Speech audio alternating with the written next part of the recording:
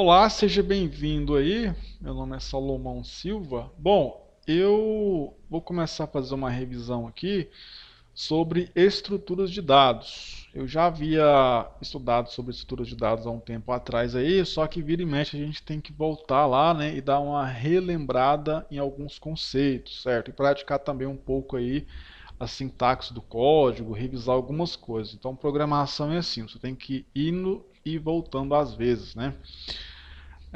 Porque durante o dia a dia, quando você vai programando, muita coisa vai ficando no automático e algumas coisas vão passando batidas aí, certo? Então você tem que de vez em quando aí dar uma revisada em alguns conteúdos aí para você não ficar meio que para trás, certo?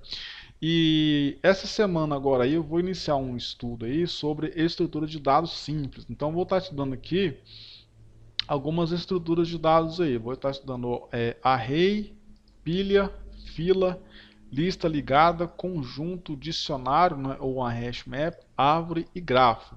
Esses últimos três aqui são um pouquinho mais complexos, né? A gente entende o conceito, mas quando vai implementar o código-fonte, a gente às vezes pode dar uma apanhada aí, certo? O restante aí é de boa, mas a gente tem que praticar a programação para refrescar a memória aí. Bom, e o que eu resolvi fazer então? Enquanto eu estudo, né?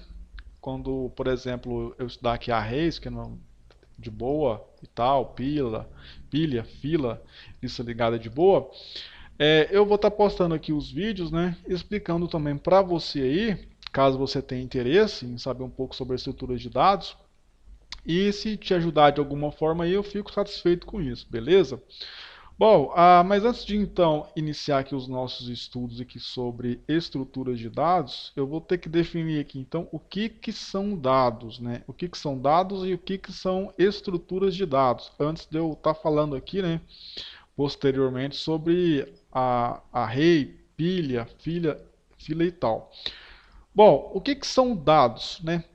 Dados são formas de você armazenar informações. Então, por exemplo, vamos supor que você vai cadastrar um cliente, né? Você tem uma loja lá e você vai cadastrar um cliente. Então, você precisa coletar os dados dessa pessoa para que posteriormente você possa, né, estar utilizando aí, por exemplo, os dados da pessoa para você estar enviando o seu produto, né?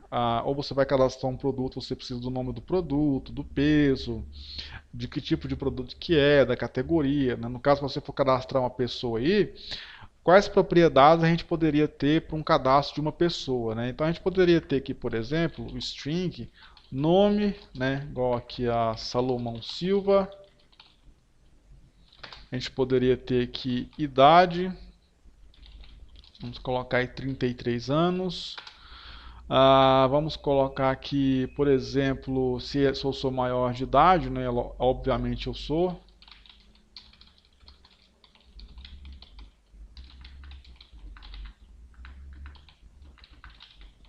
Se eu sou maior de idade, no caso aqui, eu vou estar colocando aqui, é lógico, né, que eu sou maior de idade, true. Nem precisava fazer isso aqui, né? O que mais também? A minha data de nascimento, não? Então vamos colocar aqui como minha data de nascimento, a local date. Vamos colocar aqui data de nascimento. Deixa eu importar essa dependência aqui. É igual a local date. Opa.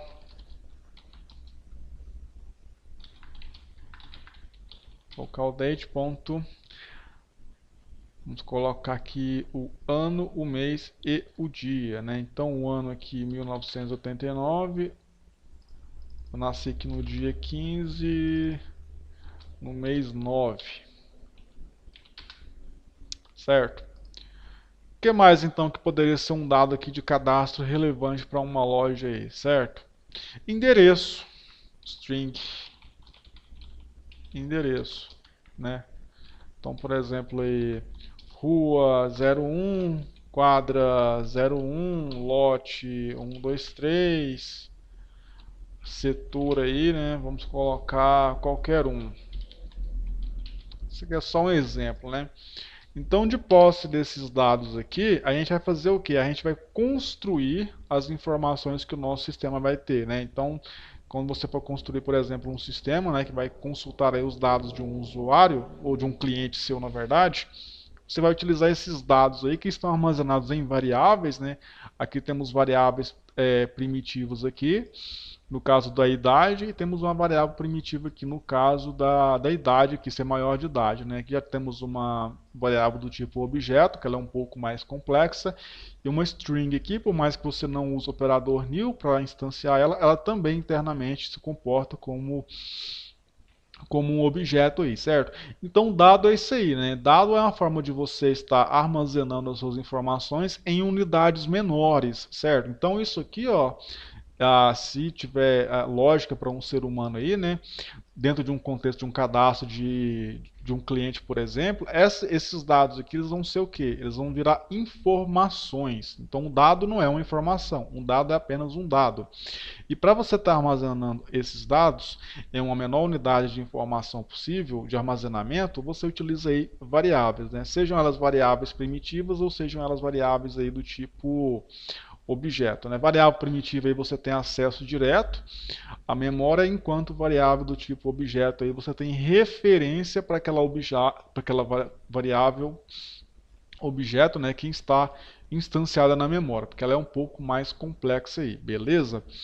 Bom, e o seguinte agora aqui então, o que são estruturas de dados? Então a gente tem aqui agora, a gente já entendeu o que são os dados, né, que são as menores unidades aí de armazenamento através de variáveis. A gente precisa de uma forma de estar organizando isso aqui, certo? Então como que a gente pode estar organizando isso aqui? Através das estruturas de dados aí. Estrutura de dados é como que você estrutura os seus dados. Então você estrutura os seus dados de que forma? Em array, em pilha, em fila, em lista ligada, conjunto, dicionário hashmap, árvore, grafos, entendeu? Por exemplo, aqui, ó, utilizando um hashmap, vamos só fazer um exemplo aqui bem simples, eu não vou nem entrar muito em detalhe. Então posso utilizar aqui uma tabela de espalhamento, certo? Vamos colocar aqui então dados, né? Simplesmente dados aí, né? Vamos colocar aqui então new hashmap. Então, só importar aqui as dependências. Inclusive o Java já vem com várias estruturas de dados dessa aqui para você estar utilizando aí. Você não precisa estar inventando a roda. E aqui, por exemplo, ó, em nome, eu poderia fazer o seguinte aqui, ó, put, né? Poderia colocar aqui o nome e poderia colocar aqui, no caso, Salomão Silva. Então, essa aqui é uma das formas que eu posso estar estruturando os meus dados aí, certo?